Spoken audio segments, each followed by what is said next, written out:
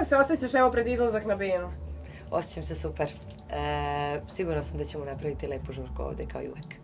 Kakva je situacija na terenu? Evo, Dragani Mirković je pozlilo na bini pre neki dan. Kako se ti nosiš sa konstantnim nastupima i sa tempom? Nisam to znala, žao mi je. Pa,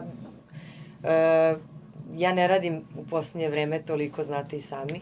Meni je malo napornije to buđenje svaku noć sa bebicom, ali sve se može, mislim, sve je to normalno. Tako da, dobro sam. Ko čuva bebicu večeras? Večeras je babysitterka sa njom, što se retko dešava jer ja spavam svaku noć sa njom, ali kad radim uvek je neko tu od porodice, ali evo večeras je. Jel ti nedostaje čim se odvojite? Pa uvek mi nedostaje, da, jer sam ja posljednjih 10 meseci zaista, kako da kažem, pored snimanja i pesama i albuma i nekoliko koncerata, svaki slobodan trenutak provela sa njom i trudim se da što više.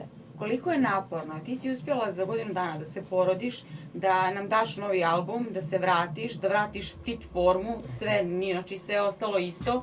Koliko je negdje bilo i psihički i fizički naporno, jer ovaj posao je takav. Stvara ti pritisak da si konstantno prisutan. Pa dobro, jeste naporno, ali kako ljudima, kako ume da bude teško u životu, ovo nije ništa, tako da super sam ja. Aleksandra, moram da prokomentarišem tvoj večerašnji izgled. Ovo je haljina iz spota za pesmu Kababa i ne znam kako reaguješ inače kada na Instagramu i na društvenim mrežama ljudi često komentarišu te tvoje stylinge, pa se onda komentariše standardno koliko to sve košta i tako dalje. Kako reaguješ na to kada vidiš? Pa meni nikada nije bilo bitno koliko nešto košta nego kako mi stoji.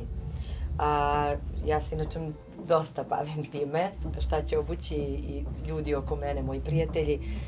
Tako da ne sumnjam u njihov izbor i u naše odluke i mislim da mi to lepo radimo. Evo, izdala si novi album, kako si zadovoljna sa reakcijama publike?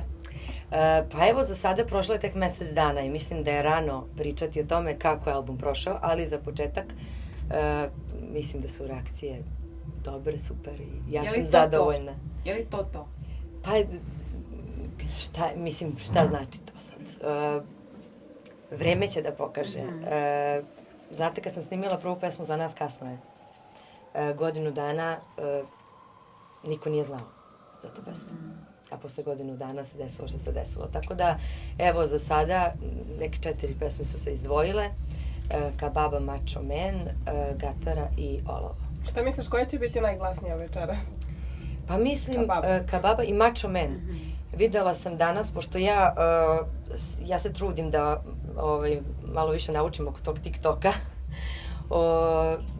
pa su mi pokazali, videla sam da je baš dosta ljudi snimilo sebe uz tu pesmu i vidim da im se dopada pesma. Tako da mislim da će i ta pesma da će i tu pesmu pevati. Dosta tvojih kolega izbacilo nove pjesme, albume. Ti si neko ko voli da podrži i da objavi na svom Instagram profilu. Šta ti se u posljednje vrijeme mnogo dopalo? Evo, nedavno sam radila s Teom Terović intervju, izjavu, šta li već, ali uglavnom ona mi je izjavila sljedeće da svako je tu gdje treba da bude i da se tačno vidi koliko ko ulaže i koliko se ko trudi, koliko želi ovo sve. Pa ima dosta nas koji ulažemo i mislim svi se nekako i borimo da ono što radimo bude što bolje, verujemo u to, pa onda vreme pokaže da li je to u stvari. Sviđa mi se svašta što je izašlo u posljednje vreme. Ja uvek kažem, radujem se kada imam šta da slušam, kada izađe nešto novo, zanimljivo, a izašlo je zaista dosta zanimljivih, kvalitetnih pesama u posljednje vreme. Teji sam naravno poslala poruku, kao i ona meni, da je album odličan. Pa evo sad ne znam da li treba da nabrajam, ali ima zaista mnogo dobrih pesama i mislim da malo je čudno vreme i mislim da će tek i moje i tuđe pesme zaživeti, da samo treba vreme. Evo kažeš da si Teji poslala poruku. Ko je tebe podržao od kolega i poslao ti poruku i čestitao na novim pesmama, albumu i povratku na scenu nakon porođaja? Pa možda 10-ak. Možda 10-ak kolega, a sad ne znam, morala bih da uzmem telefon da ne znam sad tačno koji se poslao, ali poslali su oni kojima sam nekako i ja bila podrška svih ovih godina. Ako ne, mislim, nije svako ni poslao poruku, neko je okačio na Instagram i podržao tako da je mnogo više od tih 10 ljudi koji su poslali poruku. A da li postoji sueta među pevačima ili je to sve zdrava konkurencija? Pa dobro, sigurno postoji malo sujete, mislim da je to potpuno okej. Ja samo mislim da je ovo sve muzika, nešto lepo i da treba svi jedni druge podržavamo i saradujemo uspesima, da jedino tako možemo da verujemo da će nama nešto dobro da se desi. A misliš da je sve ovo trebalo da se desi? I ova tvoja pauza i da se nekako sve raščisti? Ne znam, valjda je to bila sudbina. Ja sam posle turneje, ja sam želela dete. Ja sam želela, meni je bilo svega dosta, bilo je mnogo naporno, želela sam da se posvetim porodici, da se malo sklonim od svega. Kako si provodila vreme ovde u Crnoj Gori pred nastup? Jesi li bila Mi smo ovde već 7-8 dana, Filip i ja sa decom, došla je moja mama, pa je došla i babysitterka juče, preključe. Jesi se odmorila? Ne, nisam se odmorila zato što spavam sa bebom svaku noć, a oni koji imaju bebu znaju kako je to. Tako da budim se noću, ona rano ustaje, tako da svaku noć zaspim oko 10-11 sa njom.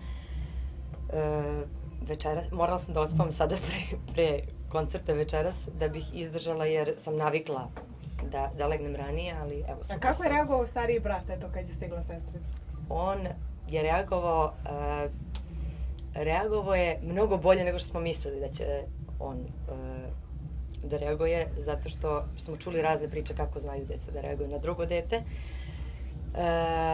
Mnogo je pažljiv, mnogo je dobar, brine o njoj, kako ustane gde je moja sekica, grli je, ljubi je i zna da je nakrani, da je presvuče, sve zna. Igra se sa njom stalno, tako da baš je dobar. Aleksandra, kada si napravila onu čuvenu turneju, Aleksandar te je pratio apsolutno svuda, Pa bio je uz tebe. Nije svuda, on je bio na nekoliko većih koncerata, a želeo je i večeras, kaže, mama, ja hoću s tom. Rekao, ne možeš, ljubavi, mali si ti još da ideš. Ali on, dobro, oni koncerti su počinjali oko 9 ranije, pa je mogao da ide, ali nije bio na svakom.